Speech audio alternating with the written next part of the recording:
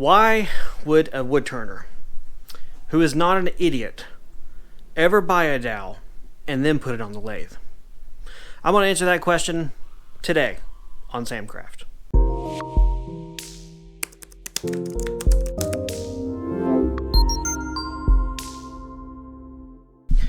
Hey everyone, welcome back. My name is Sam. I'm glad that you have joined me again for the shop vlog. What I'm doing right now, before we get to answering that question that has all of you on the edge of your seat, go ahead and relax a little bit, sit back. It's okay.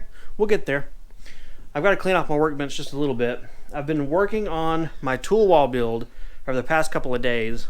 This is not what the video is about, but it's here.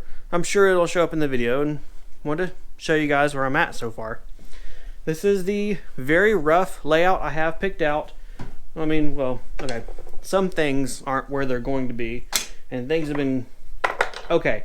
This is the idea of where it's going to be. It's been moved around a lot, both as I've done stuff, but then my boys have been down here playing, and now that I notice, I think a couple of tools might be missing, but that's not a problem for you guys. It's a problem for me.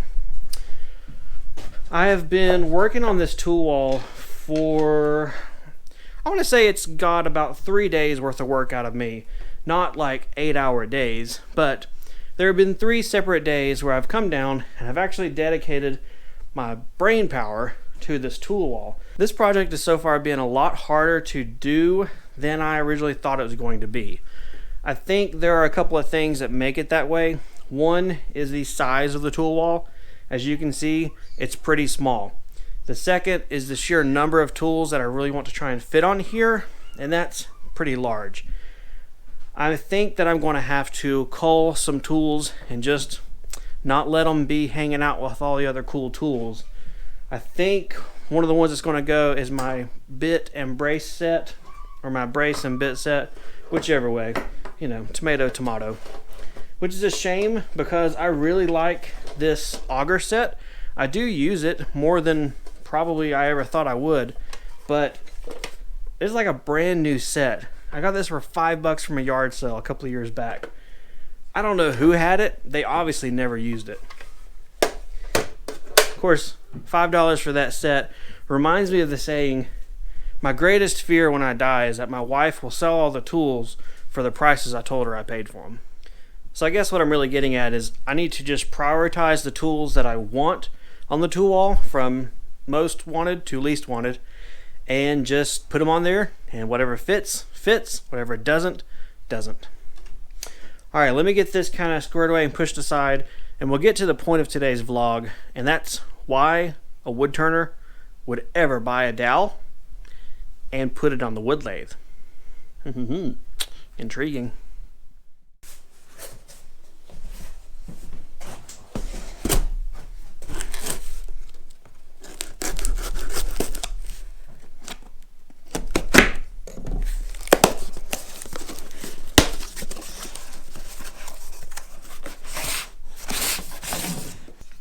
Alright, why did I order dowels, and why do I plan on putting a dowel on the wood lathe? What this really comes down to is economies of small scale manufacturing. And that's really putting it really complex and more fancy than it really is. I make and sell a lot of wooden utensils.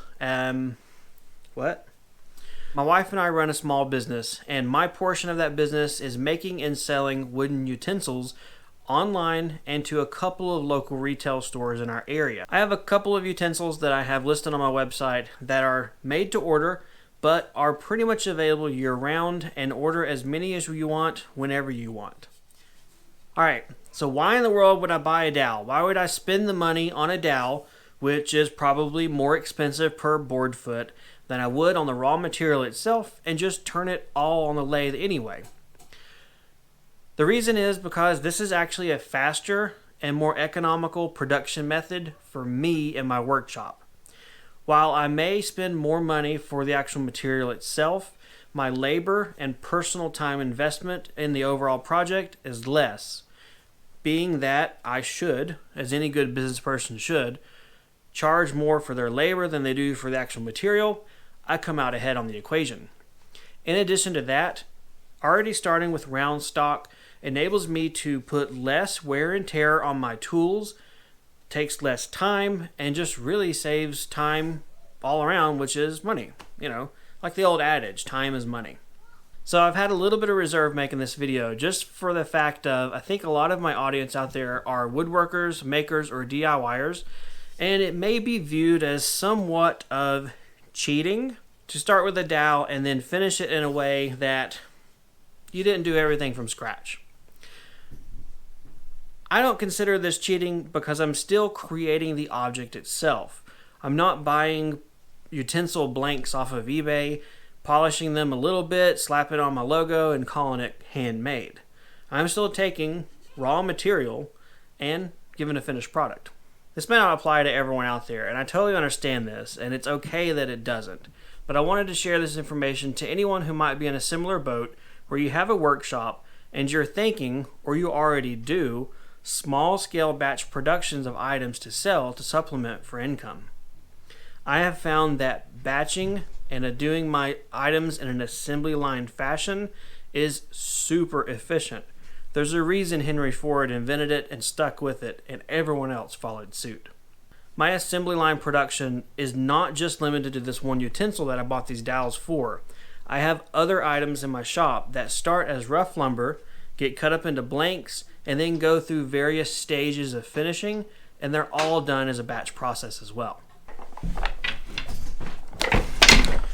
Alright, here's a look at these items that I was just talking about. I have a little box full of blanks of 3 species of hardwood. For this utensil I offer in maple, walnut, and sapele. I have them cut to size and length and everything. Their centers are marked on the ends, and they all have their reference points marked that I put on here with my template. This alone saves a ton of work. If I don't have any pre-made, just having this blank ready to go is a big time saver. I always try and stay ahead of what my projected order amount would be and have my blanks, or even better yet, my turned or rough turned blanks ready to rock and roll when the orders come in. That enables me to be a little less stressed whenever I receive orders, because this isn't my full-time job. This isn't the only thing I do in my workshop or I do for a living. I don't have the luxury of just spending 8 hours a day pumping this one thing out of the shop. I've got many other things going on, and having a couple in different stages or maybe a couple finished is a big weight off my shoulders, so that if someone orders 4 and I have 2 in the bank, I only have to make 2 that evening or in the next day or so. And that really makes a difference for keeping the whole work-life balance in check, which so often can really get gone out of whack and skewed if you're a small business or self-employed.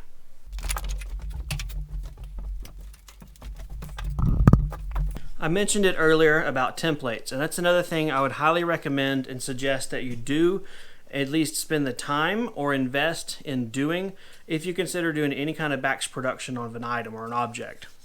I have a couple here. They're labeled what they are. They have their individual lines and measurements, certain hole placements and everything. Yes, I'm being a little bit intentional and I'm being obscure and wavy with these because these are the keys to the utensils that I make. So, no peeking.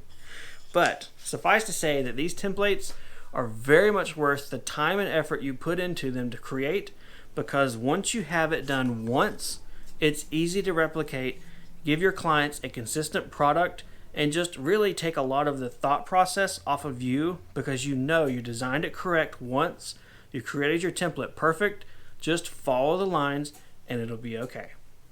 So to recap and put it all together for you guys again, if you're doing a batch production, don't be afraid to buy material that is already has some of the labor done for you if it makes sense economical wise and you can still be profitable in the end.